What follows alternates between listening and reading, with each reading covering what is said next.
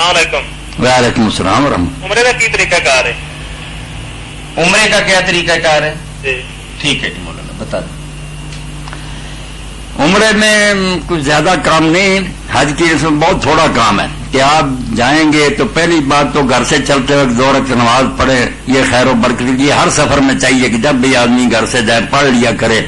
اور جب آپ جہاز پر سوار ہوں گے تو اس وقت پہلے احرام باندھ لیں، 2 چادریں پہنیں، سر ننگا کریں، ایک چادر تہبند کے طور پر باندھیں، پر ڈال لیں اور سر ننگا کر کے وہاں بھی موقع ملے تو 2 رکعت نماز جو نا احرام کی نیت سے پڑھ لیں.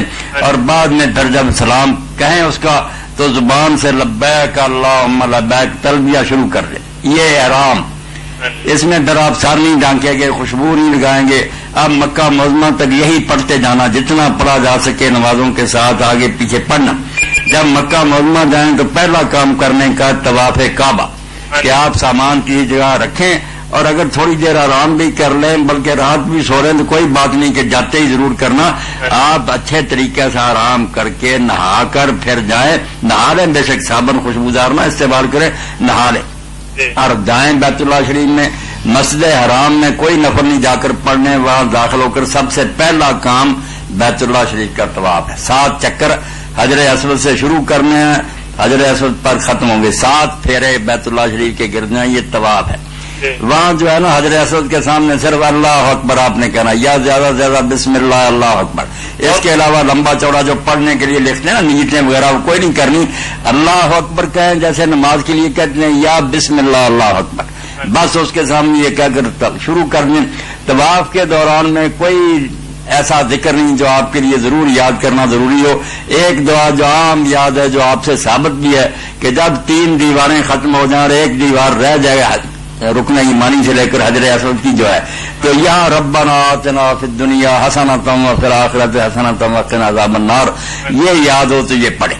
باقی سارے چکر میں اگر وہ سبحان اللہ الحمدللہ درود شریف لا اللہ جو جی چاہے پڑھے، خاموشی سے بھی اگر گھومتا رہے نا ادب سے طواف درست ہے. 7 چکر پورے کرنے کے بعد پھر وہ مقام ابراہیم کے پیچھے جائے گا.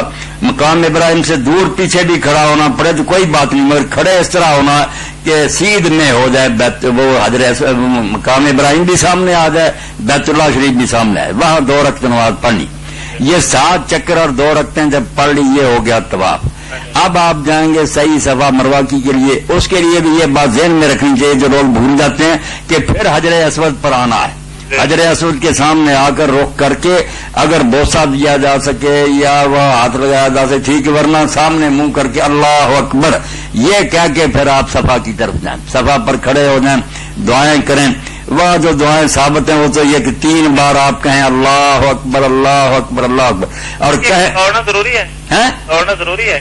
نہیں دوڑنا ضروری نہیں، مگر جو دوڑ سکتے ہیں ان کے لیے جو سبز ہے نا ستون ان کے درمیان ذرا تیز چلنا چاہیے. عورتیں نہیں، مردوں کو تیز تیز چلنا چاہیے، بھاگنا نہیں. تو یہ 7 چکر اس کے بعد حجامت بنوا لینی. احرام، طواف صحیح اور بعد میں حجامت، یہ 4 چیزیں ہیں جس سے عمرہ بنتا. اچھا ایک اور بات ہے شیخ صاحب. ہاں پوچھ رہے ہیں. باقی زیادہ تو ہے کہ جانے سے پہلے آپ مسجد میں آئیں کل اور وہاں بیٹھیں گے، آپ سے ملاقات بھی ہوگی، 2 چیزیں پوچھنی ہوں گی. پوچھیں یہاں وقت ہوتا ہے نا تھوڑا، بعض لوگ بے چین ہوتے ہیں پوچھنے کے لیے. جی پوچھیں. اچھا میں ایک بات اور پوچھنے لگا ہوں. جی مہربانی طرف بتا دینا. جی جی. کیا یہ ممکن ہے کہ ایک آدمی ادھر سے جائے عمرہ کرنے کے لیے تو وہ اپنا عمرہ کرنے کے بعد کسی اور کا عمرہ کر لے؟ یہ اس صورت میں کر سکتا ہے کہ وہ مدینہ منورہ جائے یا جدہ جائے، کسی جگہ جائے شہر سے باہر نکل جائے، پھر وہاں سے آئے. یہ جو ہے نا کہ مکہ معظمہ سے ہی باہر جاتے ہیں تھوڑی دیر دور تنعیم تک اور پھر عمرے کرتے ہیں، یہ میرے بھائی ثابت نہیں ہے، یہ من گھڑت ہے. سچ مچ عمرہ وہ یہ جو آپ شہر سے باہر سے آئے، مدینہ سے آئیں، جدہ سے جائیں یا جہاں سے جا رہے ہیں تو یہاں سے جاتے ہوئے اپنا کریں نا، بعد میں مدینہ سے آئیں تو کسی اور کا کریں. جی